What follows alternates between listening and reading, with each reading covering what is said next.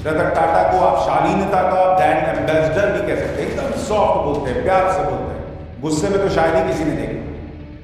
वो बदलते भारत की तस्वीर के सबसे बड़े गवाहों में से, क्योंकि देश के विकास में उनकी बहुत बड़ी भूमिका है। उम्र के इस पड़ाव में रतन टाटा आज भी सपने देखते हैं और सपने देखने वालों की मदद भी करते हैं। देश की इतने बड़े उद्योगपति होने के बावजूद उन्होंने नए नए स्टार्टअप में निवेश किया। ये नहीं सोचा कि इसमें नुकसान भी हो सकता है। पुरानी सोच में नहीं फंसे रहे ये स्टार्टअप क्या है, इसमें नहीं फंसे, उन्होंने इन्वेस्ट किया स्टार्टअप में। लेकिन इस मामले में रतन टाटा का मानना है कि युवाओं के सपनों को सच करना है, उन पर भरोसा करना होगा। आज आपको रतन टाटा के जीवन के कुछ रोचक किस्से बताता हूं जिससे आप बहुत कुछ सीख सकते हैं।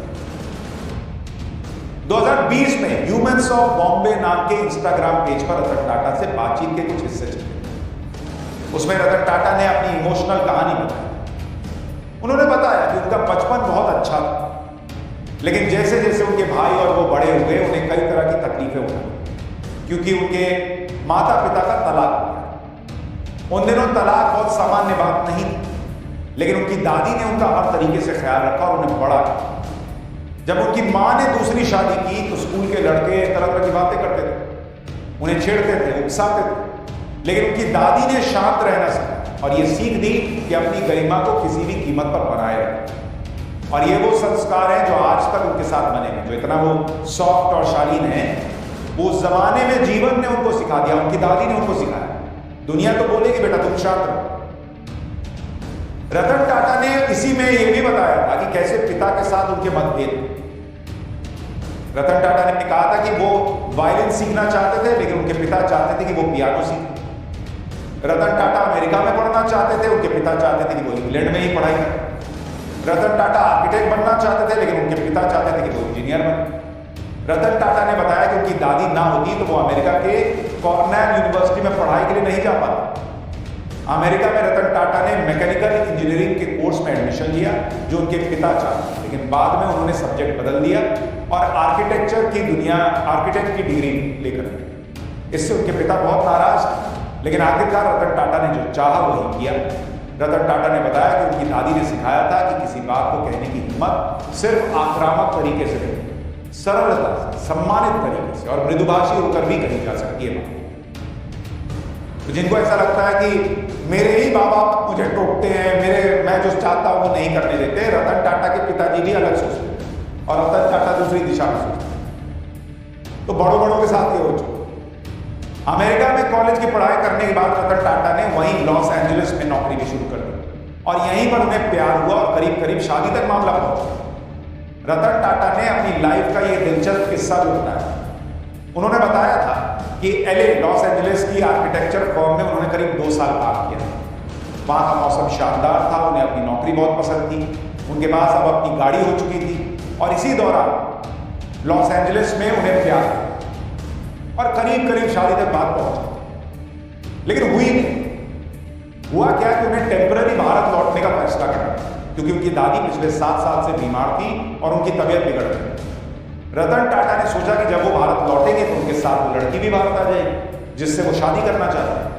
लेकिन उस वक्त 1962 के भारत चीन युद्ध की वजह से लड़की के माता पिता इस बात के लिए तैयार नहीं थे कि वो लड़की भारत आए और इस वजह से उनकी शादी की बात वहीं पर 2011 में अमेरिकी न्यूज चैनल CNN इंटरनेशनल को दिए इंटरव्यू में रतन टाटा ने बताया कि उनके जीवन में 4 बार ऐसा हुआ कि बात शादी तक पहुंची। 4 बात शादी तक पहुंची, लेकिन हर बार किसी ना किसी डर से वो शादी से पीछे रहे। हर मौका अलग किस्म का था, लेकिन जब वो इन मौकों से जुड़े हुए लोगों को अब देखते हैं तो लगता है कि शादी ना करने का फैसला बुरा नहीं। उनका मानना था कि अगर शादी हो जाती तो शायद उनके लिए चीजें और जटिल हो जाती। अब इसका मतलब ये नहीं कि आप शादी करना छोड़ दें।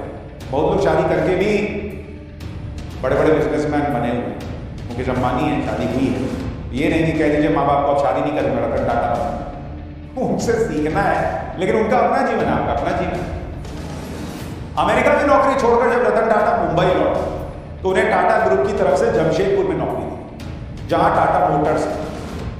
अच्छा, ये कहते हैं कि एक तरह की इंटर्नशिप जिसमें रतन टाटा को 2 हफ्ते एक डिपार्टमेंट में, 2 हफ्ते दूसरे डिपार्टमेंट में रहना था।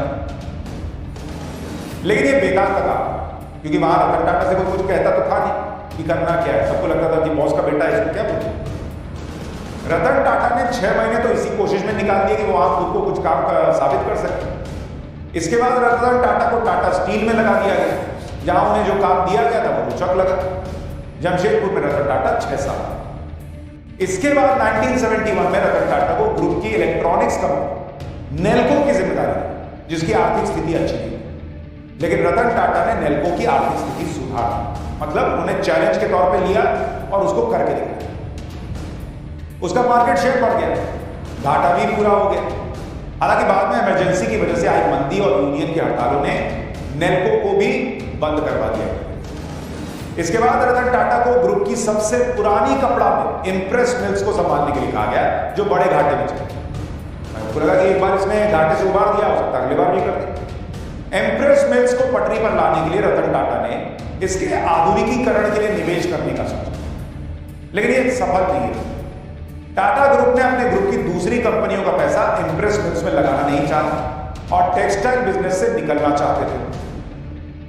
इसलिए 1986 में इंप्रेस मिल्स को आखिरकार बंद कर दिया। बाद में कई सालों बाद एक इंटरव्यू में रतन टाटा ने बताया कि सिर्फ 50 लाख का निवेश हो जाता तो इंप्रेस मिल्स की किस्मत बदल जाती। लेकिन कई बार नियत भी वो नहीं हुई। दो कंपनियों के फेल हो जाने के बाद टाटा ग्रुप के सीनियर लोग रतन टाटा से चिढ़े और रतन टाटा पर निशाने तब बढ़ गए जब 1991 में टाटा ग्रुप के चेयरमैन जेआरडी टाटा ने रतन टाटा को अपना उत्तराधिकारी घोषित कर दिया, क्योंकि जेआरडी टाटा को रतन टाटा से बेहतर कोई और नहीं लगा। और तब से अभी तक बीच में कुछ सालों को छोड़कर रतन टाटा ही टाटा ग्रुप को संभालते हैं और उसे ग्लोबल ब्रांड बना। रतन टाटा से जुड़ा आज आपको वो किस्सा सुनाता हूं जिससे हर हिंदुस्तानी का सीना गर्व से चौड़ा होता है। 90 के दशक में रतन टाटा ने टाटा मोटर्स के तहत छोटी गाड़ियों का निर्माण शुरू कर दिया, लेकिन 1999 आते आते घाटे की वजह से टाटा मोटर्स के पैसेंजर कार बिजनेस को बेचने का फैसला किया। इसके लिए रतन टाटा अमेरिका की मशहूर कार कंपनी फोर्ड मोटर्स के चेयरमैन बिल फोर्ड से मिलने लगे। डील के दौरान बिल फोर्ड ने रतन टाटा का अपमान करते हुए कहा कि अगर मैं ये सौदा करता हूं तो ये तुम्हारे ऊपर बड़ा एहसान होगा।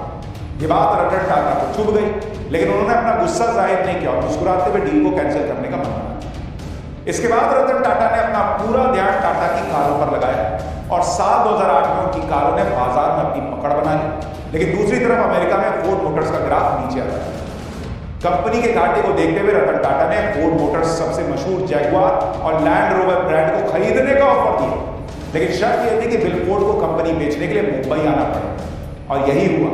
ऐसा कहा जाता है कि इस डील के दौरान बिल फोर्ड ने रतन टाटा से कहा कि इस डील से आपने मेरे ऊपर बहुत बड़ा एहसान किया।